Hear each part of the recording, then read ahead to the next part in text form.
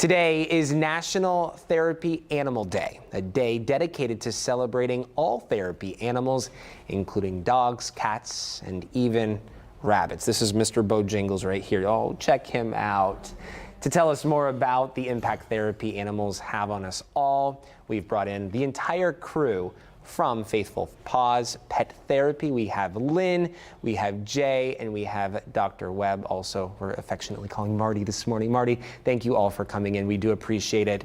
You brought in all the animals. We have dogs, we have a cat, and Mr. Bojangles. We did. This is really exciting. Talk to us about Faithful Paws, how you all got started. Well, Faithful Paws started in 1997 with 6 members. There's a great story, which is too long to tell on this. Give us the abbreviated version. You can find the story on our website. Okay. So the abbreviated version is our founder had a near-death accident with her son, and they were both spared, and she felt like she wanted to give back to the community. So she founded Faithful Paws. So here we are almost 27 years later. We've grown to an organization of 200 members plus, dogs, cats, and bunnies.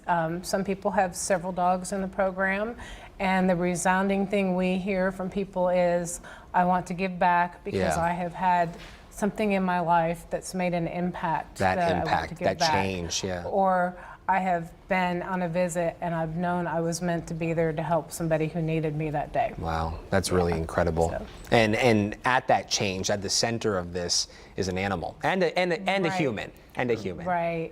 And our mission in the beginning, and still is to bring unconditional love to everybody that we meet. I love that. Jay, talk to us about the different types of visits you all do. We visit all types of different facilities, schools, hospitals, senior living facilities. We go to hospice, we go to different businesses, colleges and universities, a lot of our services during exam week.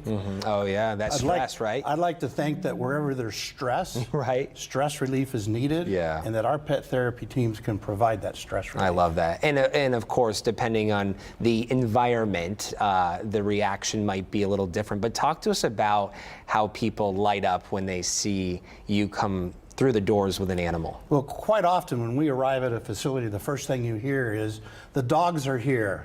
Right. And everybody will come out and we go through the therapy program. And what you notice is the smiles. In a senior living facility, you see people thinking back to when they had a dog or a pet. And so it reminds them of that time. The mental health impact is truly tremendous to see, at the end of a visit, the smiles when people leave. We've seen videos of a staff at a hospital when they leave a therapy visit. The staff is so happy. They go back to where they work. And that's contagious. Yeah, absolutely. So they lighten up an entire floor of a hospital by spending 5 minutes with our animals. I love that. We estimate that we probably impact about 15,000 people in the Houston area through all of our visits. We have 120 facilities, and we have about 50 facilities that we do one-time visits to. Wow, that's incredible. For people interested in booking a visit, requesting a visit, how can they go about doing so? We have a website, faithfulpawshouston.org. If you go onto that website, you can fill out an application, complete the application, we'll do a review, we will contact the facility to make sure that we understand all their needs, and then we will be able to set up a therapy visit from there, whether it's ongoing visit where we visit weekly or monthly, or a one-time visit where we come in like at the end of a semester at school. I love that. So different options. Lots of options that we have. All good stuff. We try to work with that facility to make it happen. Yeah, absolutely. Dr. Webb, I want to talk to you about animals and what animals can be therapy animals. Well, most of our animals are dogs. Of the almost 300 animals in our group, the majority are dogs, but we do have 4 cats and 3 bunnies. Okay. All inclusive. All inclusive. And the common denominator is the temperament. So we have a very robust training program. But to start with, you have to have an animal, a cat or a dog or a rabbit, that has the correct temperament. And people know.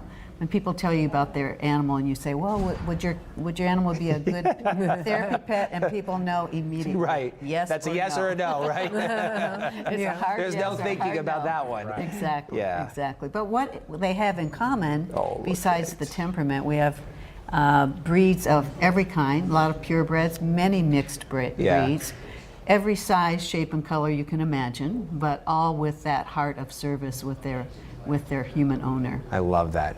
I love that. Okay, talk to us about what the training looks like. So it's a very full training program. We have a professional trainer, Kristen Morgan, who's here with us this morning. It's a series of 5 classes once a week for 5 weeks. For dogs, they will at the end take the Canine Good Citizen test, the AKC test. For rabbits and cats, they'll take a temperament test, which is pretty awesome too. For instance, my cat had his tail pulled, his ears pulled, got passed to 6 different people, had to be alone without me for 3 minutes, and looked up and said, give me something hard. Yeah. Back in 2016, I have a St. Bernard. He's going to be 12 this July. And back in, he really can't walk. He has a neurodegenerative condition. And so lumbar sacral stenosis, I believe is what it's called, plus osteoarthritis. But back in 2016, I put him through the Good Canine course, and it was rigorous. It was a long 6 weeks. We were living in Philadelphia at the time. We traveled to New Jersey once a week or twice a week, whatever it was. And I was like, there's no way he's going to get this. And he did. He did. But it really is. It's a wonderful thing for our animals to be able to participate in. And I know are we gonna do it, Dem? We're going to do it, yes. Our trainer is going to demonstrate a few things. So I just wanted to say, besides the 10 behaviors on the CGC, to be a therapy pet, you also have to have skills like being around other animals, being able to be visited and touched by many, many people. Perhaps some of our visits, we might have 100 or 200 people who pet our dogs and cats. And to ensure they're not overwhelmed. Yes, so they have to really have some of those very special pet therapy skills as well as the CGC skills. But Kristen's going to demonstrate a few of the CGC skills, and Jax thinks he is too. Yeah, so, right. do you want me to hold Jax? He's like, I can show you how to do this. So Kristen, if you'll maybe show us some loose leash walking to begin with. You want your dog to be able to follow beside you. And who is this with? This is Emmett? Emmett. Oh, Emmett's so handsome. Emmett is the demo dog at our classes, or his brother Eugene. And so what's he exhibiting right now? What's the purpose of this exercise? He is following her.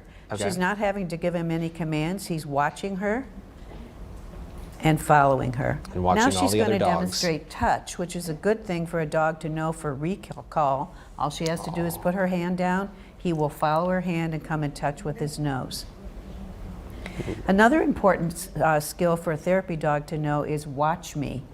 There's all kinds of instances on complicated visits where you want your dog to be absolutely locked onto you. So watch the signal she's giving him to watch me.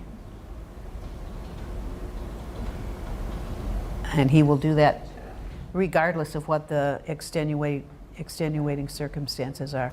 Another really important command is leave it.